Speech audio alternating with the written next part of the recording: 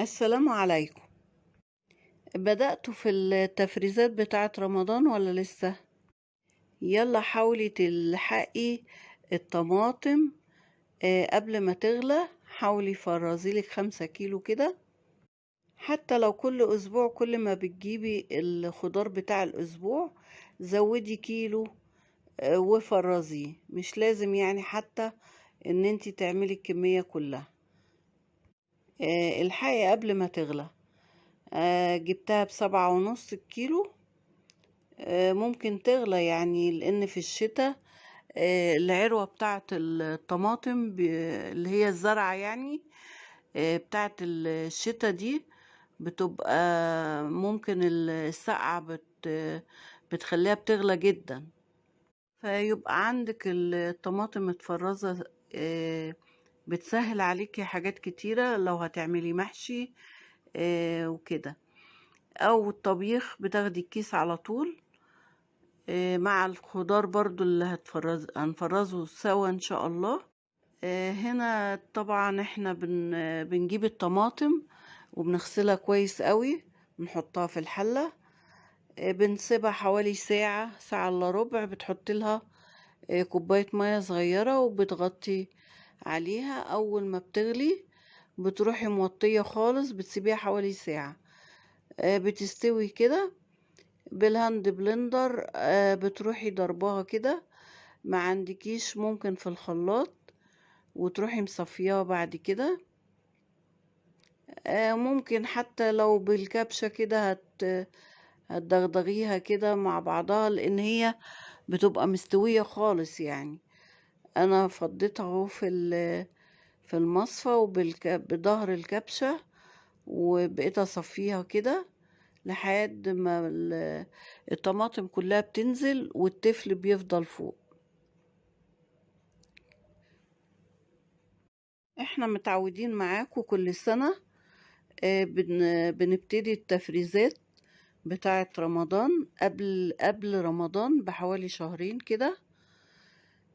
فاحنا بدأنا اهو، وهنبتدي سلسلة التفريزات مع بعض، وايه اللي ممكن نعمله علشان خاطر ان احنا نستعد للشهر الكريم. عشان الحاجة غالية وغلا الأسعار دي، بنحاول مع بعض نفكر بطريقة ان احنا نحاول ان احنا يعني نمشي بيتنا من غير ما نرهق ميزانيتنا، ومن غير ما نعمل ميزانية مخصوصة لرمضان. يعني انت ممكن تعملي الحاجات دي، هتوفر عليكي حاجات كتيرة جدا.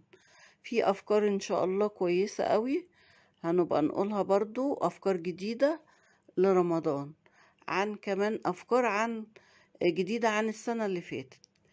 هنا بعد ما احنا صفينا الطماطم لازم تغليها. هنحط لها كمان معلقتين سكر كده علشان الحفظ. في نفس الوقت لازم للصلصة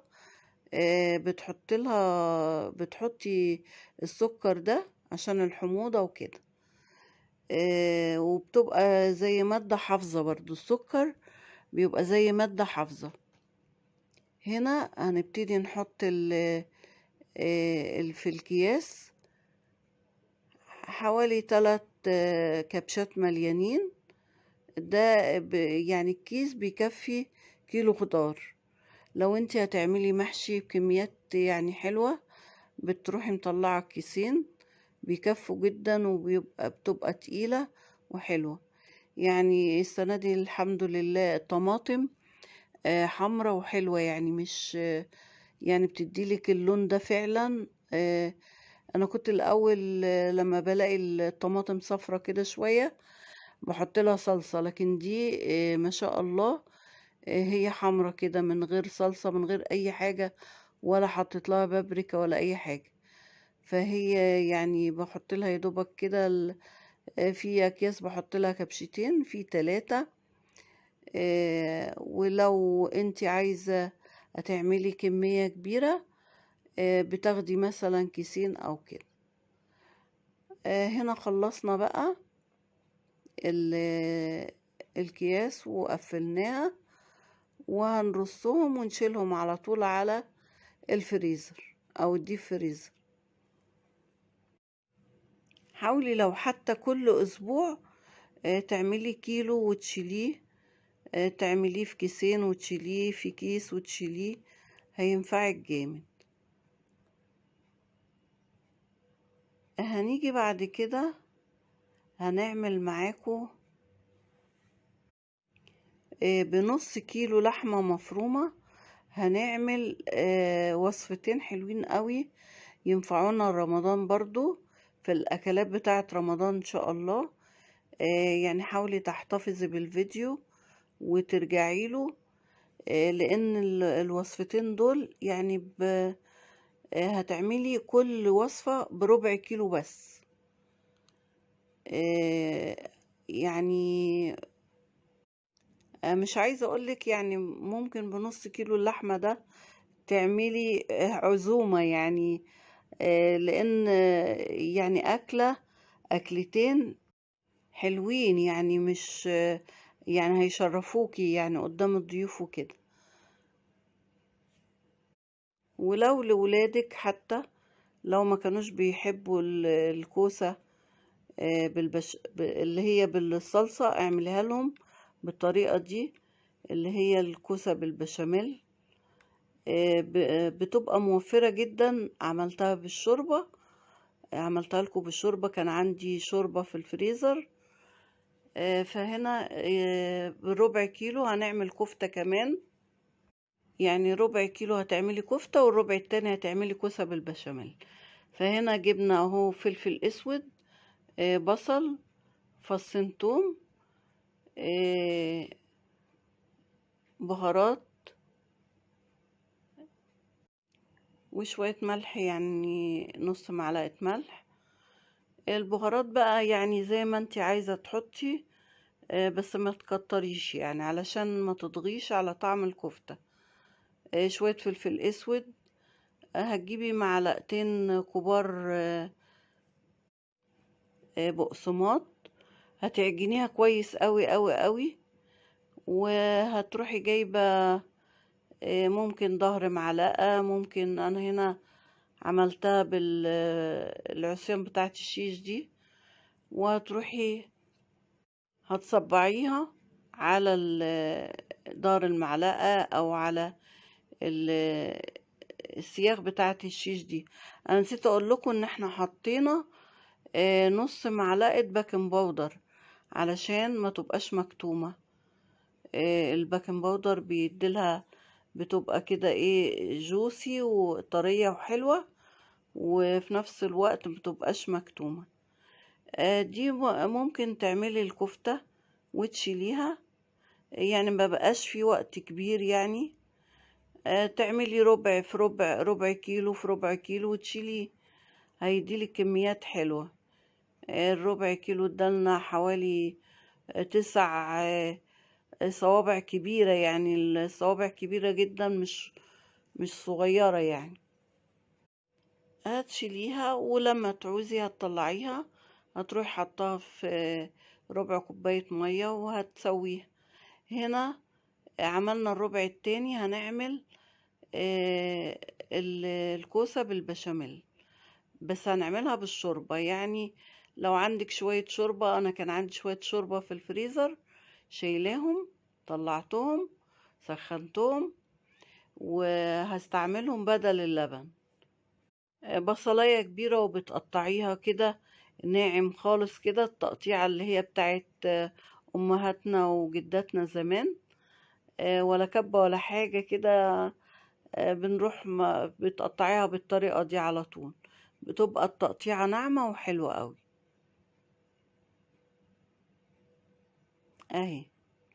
يعني اخترت اكبر بصلاية علشان تديلك برضو ايه طعم كويس في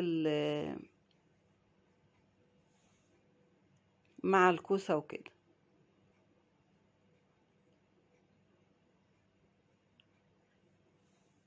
الأكلة دي جميلة جدا. أنا ولادي ما كانوش بيحبوا الكوسة اللي هي بالطماطم، فقلت انا هعملها لهم بالبشاميل وكده.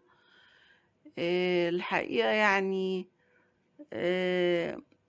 يعني ما كنتش متخيلة ان هم ما شاء الله يعني قلت ايه، ياكلوا مثلا كل واحد خرطة كده على الرز وخلاص. فلقيتهم ما شاء الله خلصوا، جيت لقيتهم خلصوا الصينية، كانت عجباهم جدا. ورغم ان هم ما كانوش بياكلوا الكوسة خالص نهائي، حبوها بالطريقة دي. فلو برضو عندك ولادك كده جربي الطريقة دي، هتعجبهم قوي. ممكن ياكلوها بالعيش، ممكن ياكلوها بالرز. انا عملت جنبها رز بشعرية، ودي هتبقى أكلة برضو حلوة جدا في رمضان. جبت هنا معلقة زيت أو سمنة، وحطيت فيها اللحمة. وبعد كده بروح حاطة البصل فوق اللحم علشان يديلك كمية حلوة. لكن لو حطيتي البصل الأول هتبصي تلاقي البصل دبل خالص، وعلى ما تيجي تحطي اللحمة مش هتديلك كمية كبيرة.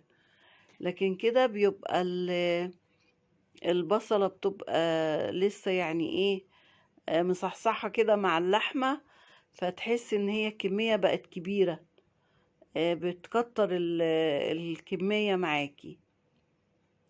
هنا كان عندي كيلو من الكوسة، غسلتها الأول حلو قوي قوي، عشان طبعا الكوسة بتبقى فيها رملة كتيرة.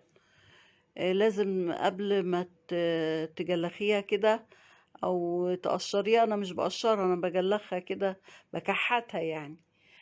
بكحتها كده. لازم اغسلها كويس قوي الكوسة.